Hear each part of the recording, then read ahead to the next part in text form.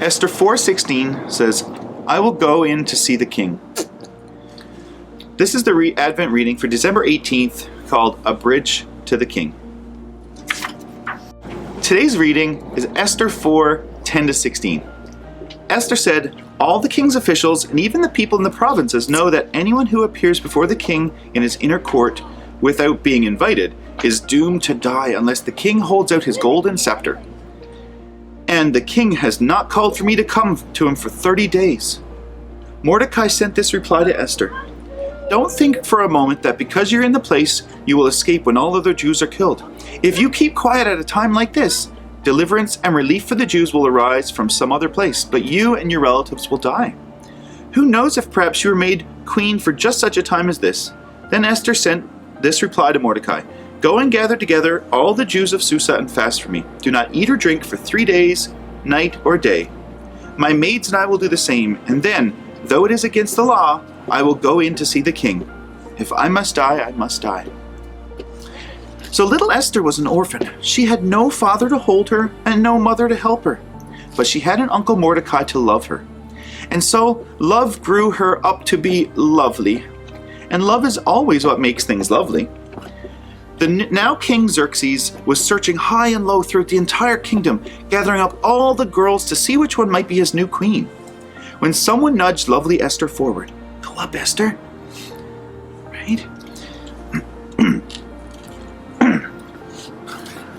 Now King Xerxes was searching high and low throughout the entire kingdom, gathering up all the girls to see which one might be his new queen.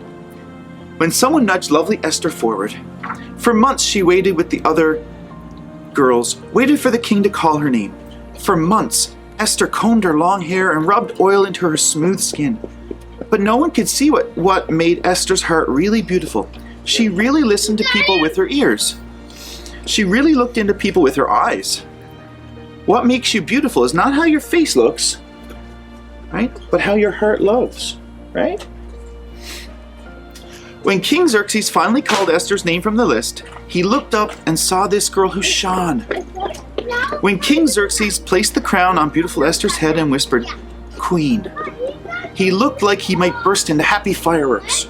Like that. But one of the king's officers, Haman, he hated Esther's uncle Mordecai. Haman's heart burned with such a hot anger that his mind scorched and smoked with a horrific idea. The law that would kill all God's children, just so he could get rid of Uncle Mordecai. But here's what neither Haman nor King Xerxes knew. Queen Esther was one of God's children too. After Uncle Mordecai heard the new law, he stood outside the palace gate and tore his clothes in half because his heart was breaking in two. He sent a message to Esther. Really, look into the eyes of God's children outside the palace gate. Really listen to the cries of God's children outside the gate. You, Esther, are the only one who can go to the king and save us. This is the moment that you were made for. To use your gift to give others the gift of love, of life. It comes like a whisper from those outside the gate. It says, use your gift. Use the life that you've been given to give others life. Esther took a long, deep breath. If she went to King Xerxes without asking to see her, what could the king do?